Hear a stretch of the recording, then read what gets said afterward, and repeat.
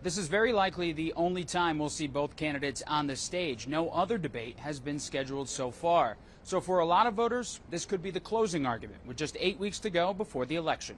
The stage is set in Philadelphia. Donald Trump and Kamala Harris in what could be their only debate in front of voters. It's somewhat uncharted territory, with Harris still introducing herself to casual voters who might not have paid attention to her term as vice president, while also making her closing pitch 2 months before November. Kamala Harris, as people will see tonight, is for you. She's for the American people. Donald Trump is only for himself. For Trump, it's his second general election debate this year and his second opponent.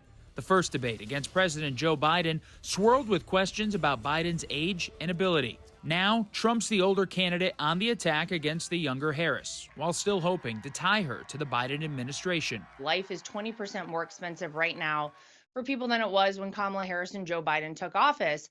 And you go back to Donald Trump's days in office, when he left the White House, 1.4% was the inflation rate. Harris said in a radio interview earlier this week she's prepared for Trump's attacks and expects the former president to lie.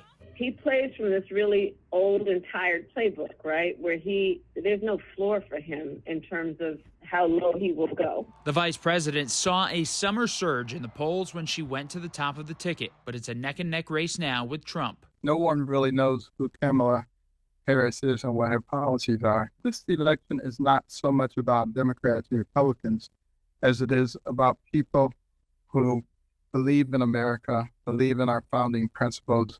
A New York Times poll from this week says about 90% of people say they know everything they need to know about Donald Trump, but only about 71% say that about Kamala Harris, suggesting there's still a little bit of room to sway the electorate.